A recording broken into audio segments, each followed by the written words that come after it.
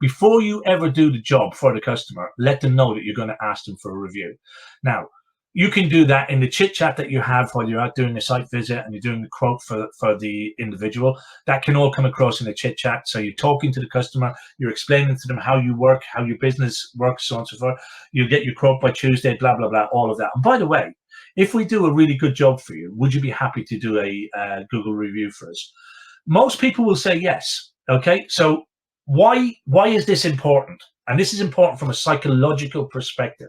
It's what we call getting a micro commitment, because once you get a micro commitment from a person, it's very difficult for that person psychologically to reverse out of that commitment. It's a huge thing, but a small distinction, right? So when you get a micro commitment, when you get somebody that says, yeah, I'll happily give you a review if you do a great job. Well, then when you do a great job, it's very difficult for them to say, oh, I'm not going to do a review, or it's too difficult to do a review, right? So remember, during the week, we had people who said to us, I asked them to get a review and they said they don't have a Google account, right? Well, if you've set the expectation beforehand and you've said to them, you know, if we do a good job for you, and I'm doing this very briefly, there's more nuance to the training on this, but if you have set the boundaries and you've said, if we've done a great job for you, would you be happy to give us a review? And they say yes, right? That's a micro commitment. When the job is completed, and assuming you've done a fantastic job, which you should do, right? Assuming you've done a fantastic job, and then you go and you approach them and say, remember we said at the beginning, if we did a great job, right? Well, actually, before you do that, what you will do, as you should do, is before you get paid for the job, in some way, shape, or form, you say, are you happy with everything? Now, when I say some way, shape, or form, that could be you having a chat and a handshake with the customer. That could be an email. That could be a telephone conversation. But in some way, shape, or form, you will say, are you happy with everything that we've done? Are you satisfied with the job? Any problems, anything we need to put right, so on and so forth. That's good customer service, okay? And when they say, yeah, no, we're great. That's really happy. Excellent. Great. Well, do you remember at the beginning when I asked you to do a review? I'd be happy if you could do that for me now. And then you deliver either a pop card, which is a very simple device that you can get that they tap on their phone, and the RFID code opens up your review page on their phone, and they can do a review straight away. Or you use a QR card. I don't have one to hand at the moment.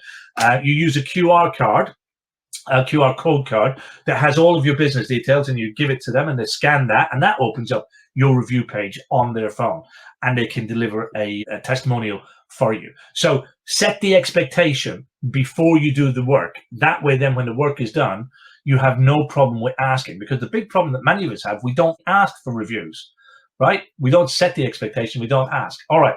Be prepared. What do we mean by be prepared? Well, some of the worst type of reviews you will get are, he did a great job, and we'd highly recommend him. I know that sounds really contrary to what people believe.